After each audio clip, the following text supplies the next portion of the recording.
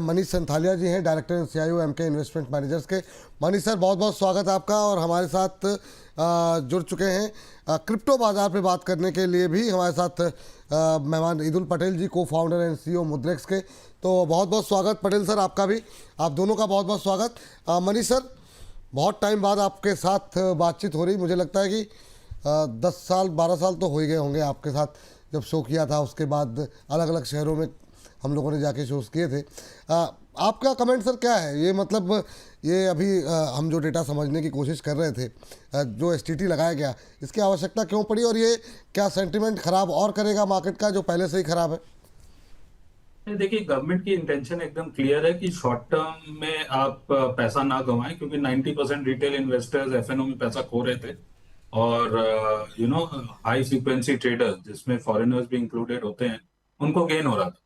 तो गवर्नमेंट ने रेगुलेशन के पॉइंट ऑफ व्यू से कॉस्ट ऑफ डूइंग एफएनओ ही बढ़ा दिया। तो उसके कारण उनको 10,000 करोड़ का फायदा होगा, ऐसा वो बोलते हैं। बट वॉल्यूम कितना कम होगा वो देखने वाली बात है। सो मेरे हिसाब से तो ये retail investor point of view से काफी पॉजिटिव है, क्योंकि लॉन्ग टर्म कैपिटल फॉर्मेशन और कंट्री को लॉन्ग टर्म कैपिटल की जरूरत है, वो डिलीवरी बेस्ड ट्रांजैक्शन और लॉन्ग टर्म के पॉइंट ऑफ व्यू से बेटर होती है।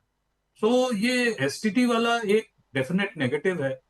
बट अदरवाइज बजट में ऐसा कोई बहुत ज्यादा नेगेटिव है नहीं। Macro economic point of view से अगर आप देखें, शेयर मार्केट को एक बार आप साइड में रखें, बट उस पॉइंट ऑफ व्यू से बाजार मतलब इकोनॉमी के पॉइंट ऑफ व्यू से काफी पॉजिटिव है। इंफ्रास्ट्रक्चर में एलोकेशन बढ़ी है। डिफेंस में इतनी नेगेटिव अनाउंसमेंट है, पर डिफेंस में एलोकेशन बढ़ा है। 7,84,000 करोड़ का ओवरऑल एलोकेशन हुआ है। तो ये और ये आपकी 7,24,000 करोड़ के करीब थी रिवाइज एस्टिमेट। इंफ्रास्ट्रक्चर में 25% की ग्रोथ हुई है। सनराइज सेक्टर जैसे अर्बनाइजेशन बोल लीजिए या डेटा सेंटर बोल लीजिए, डेटा सेंटर के पॉइंट ऑफ व्यू से गवर्नमेंट इतनी बड़ी इम्पेटस ले रही है कि मैं 2047 तक आपको टैक्स हॉलीडे दे रहा हूँ। आप कंट्री में आके डेटा को रखिए और यहाँ पर रीसेलर के थ्रू आप पूरे दुनिया में डेटा स्टोरिंग की सर्विसेज दीजिए, तो हम आपको 2047 तक टैक्स बेनिफिट देते हैं। तो गवर्नमेंट की पूरी फिस्कल मैथ बिल्कुल क्रेडिबल है। और अगर 4.2 4.3% फिस्कल डेफिसिट के नंबर्स आ जाते हैं, तो मेरे हिसाब से गवर्नमेंट ने अपना होमवर्क बिल्कुल ठीक ठाक किया है। मनीष सर, आपसे मेरा यहाँ पर एक सवाल है, आपसे समझना चाह रहा हूँ सर चीज़ें, क्योंकि मैक्रो के लेवल्स पर अगर हम लोग बात करें, समझने की कोशिश करें सर, जो सरकार आकलन लेके चल रही थी, जो चीज़ों को हम लोग देख रहे थे कि भाई फिस्कल डेफिसिट है, इसके नंबर्स क्या उस लेवल पे आते हुए दिखेंगे। सरकार ने क्लैरिटी दी कि भाई यहाँ पर देखिए 25-26 के लिए 4.4 रहेगा, यहाँ पे 27 के लिए 4.3 रहेगा सर यहाँ पर। और एक जो चीज़, जो डेट टू यहाँ पर जीडीपी था, वो था जो निकल के आया आंकड़ा 55.6 आया सर। आप कैसे सर इसको जो है रीड कर रहे हैं नंबर्स को, और इसके हिसाब से क्या स्थिति बदलती हुई आपको दिख रही है? नहीं, तो गवर्नमेंट बेसिकली अपनी फिस्कल मैथ्स के कमिटमेंट पर खरा उतर रहा है, ऐसा बहुत अच्छी बात है। क्योंकि ग्लोबल मैक्रो एनवायरनमेंट बहुत ही खराब है। एंड इंडिया पर 50% टैरिफ लगी हुई है, हेडविंडेड है पूरा ग्लोबल मैक्रो। उसमें गवर्नमेंट ने अपनी फिस्कल डेफिसिट टारगेट को मेंटेन रखा है 4.3% के आसपास 27 को बिल्डिंग किया है। ये बहुत बड़ी क्रेडिबल चीज है। दूसरी बात है कि जो रेवेन्यू एक्सपेक्टेशंस है, नॉमिनल जीडीपी ग्रोथ 10% की ही की है। तो ऐसा नहीं है कि जो बहुत एट्रोशियस अजम्पशंस किया हुआ है रेवेन्यू कलेक्शन के। ऑफ कोर्स इसमें एक बात समझने की जरूरत है कि डिसइन्वेस्टमेंट का टारगेट 80,000 करोड़ रुपया किया गया है। और इस साल डिसइन्वेस्टमेंट मेरे हिसाब से 25 या 30,000 करोड़ रुपया था। तो इतनी बड़ी जो डिसइन्वेस्टमेंट करने की गुंजाइश मतलब उम्मीद रखते हैं, और कैपिटल मार्केट का सेंटिमेंट अभी बिल्कुल ही नेगेटिव हो रखा है, due to currency, due to interest rates etcetera. तो क्या ये नंबर खरा उतरेगा, ये देखने वाली बात है। But as oppose to last many years budgets, जो ओल्ड इकोनॉमी के सेक्टर्स पर हम फोकस करते थे, एक रूरल हो गया, एक कंजम्पशन हो गया, तो वहां से हटकर न्यू एज इकोनॉमी की तरह हम बात कर रहे हैं। एआई, डेटा सेंटर, अर्बनाइजेशन और सर्विसेज सेक्टर पर काफी फोकस दे रहे हैं। मैन्युफैक्चरिंग पर इक्वल इम्पेटस है। इंफ्रास्ट्रक्चर इस साल तो कम थी क्योंकि गवर्नमेंट की रेवेन्यू नहीं थी, बट रीइटरेशन ऑफ टारगेट्स है जो रिवाइज्ड एस्टिमेट्स के कंपैरिजन में अगर आप देखें नेक्स्ट ईयर के बजटेड एस्टिमेट्स वो 25% की ग्रोथ है।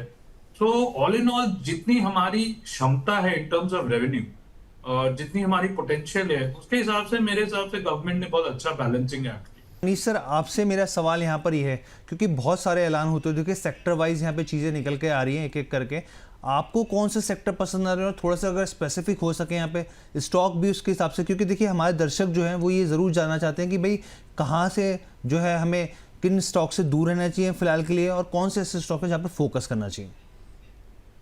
देखिए बाजार में जब हम करंट ईयर की बात कर रहे हैं तो आपको ये समझना जरूरी है कि कौन से ओवर वैल्यूड और ओवर ओन्ड सेक्टर्स हैं और कौन से अंडर वैल्यूड और अंडर ओन्ड सेक्टर्स हैं। Under valued and under owned sectors में आउट परफॉर्मेंस होने की गुंजाइश बहुत ज्यादा है और over valued and over valued and under owned हो तो भी समझ में जाए, बट ओवर वैल्यूड और ओवर ओन्ड सेक्टर्स के पॉइंट ऑफ व्यू से जब हम बजट में जा रहे थे तो वही सेक्टर्स है आपके roads, railways, defence, power, renewables, ये सब सेक्टर्स बहुत ज्यादा ओवर वैल्यूड और ओवर ओन्ड भी है।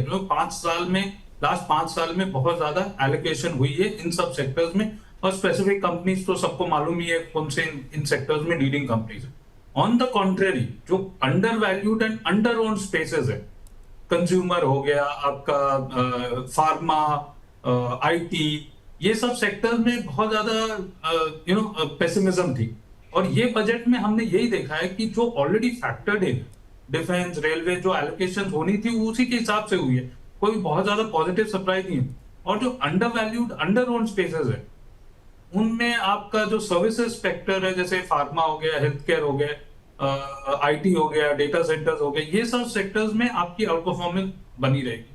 और पीएसयू वगैरह में जहां पर बहुत ज्यादा एक्सपेक्टेशंस थी गवर्नमेंट के पॉइंट ऑफ व्यू से कि ये पीएसयू बैंक की कंसोलिडेशन अनाउंस होगी, वो सब उतर कर सामने नहीं आई है। So from that point of view वो एक नेगेटिव सरप्राइज है। तो these are some of the spaces जहां पर ओवर ओनरशिप और ओवर वैल्यूएशन ये बहुत बुरी तरह पिटेंगे और जहां पर अंडर ओनरशिप है और अंडर वैल्यूएशन है, जो हेटेड सेक्टर्स है लास्ट फ्यू इयर्स के, वहां पर आउट परफॉर्मेंस देखने को मिलेगी। बिल्कुल। अच्छा मनीष से एक चीज़ समझाइए, क्योंकि यहाँ पे बात जो है आपने जब पीएसयू की छेड़ी है तो मैं पीएसयू बैंकिंग के तौर पे खास तौर पे आपसे समझना चाहता हूँ चीज़ें। उम्मीद की जा रही थी कि बजट में इस सेक्टर को लेके कुछ ऐसे ऐलान हो सकते हैं, खासतौर पे कि छोटे बैंकों का मर्जर हो सकता है और विनिवेश। सरकार बार बार कहती थी कि हम विनिवेश के टारगेट को लेकर चल रहे हैं यहाँ पर, और वो पिछले हमने देखा 2 साल में वो पूरे होते हुए नहीं दिखे, बहुत ही ठंडा रिस्पॉन्स देखने को मिला। अब क्योंकि यहाँ पे क्रेडिट कॉस्ट को लेकर सर बात लगातार चल रही है यहाँ पर कि भाई वो जो दिक्कत है वो आगे बढ़ती हुई दिख सकती है। हमने ये भी देखा कि आरबीआई की तरफ से भी यहाँ पे जो लिक्विडेशन है वो भी होता हुआ दिख रहा है यहाँ पर। क्या आपको लग रहा है कि आगे चल के थोड़ा दबाव बैंकिंग सेक्टर में देखने को मिल सकता है यहाँ पर?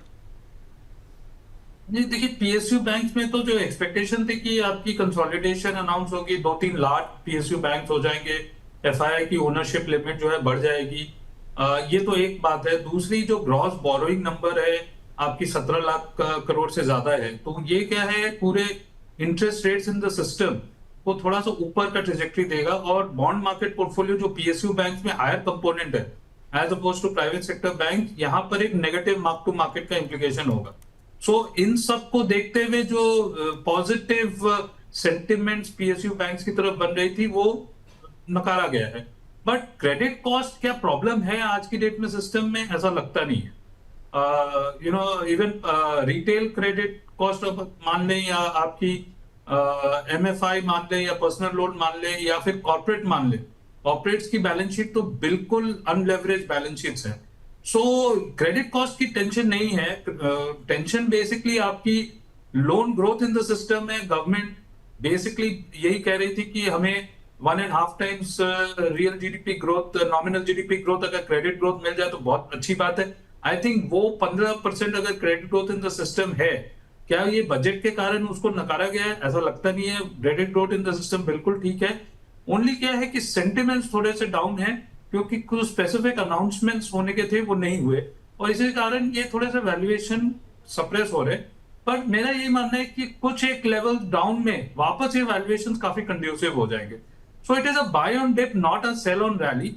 बट नियर टर्म जो है नेगेटिविटी जो अनाउंसमेंट्स के पॉइंट ऑफ व्यू से आनी थी नहीं आई, वो प्राइस इन हो रही है। तो मनीष सर, बहुत बहुत धन्यवाद आपका, आपने अपना कीमती समय हमारे दर्शकों को दिया और बहुत ही बेहतरीन जानकारी दी। थैंक यू सो मच हमारे साथ जुड़ने के लिए।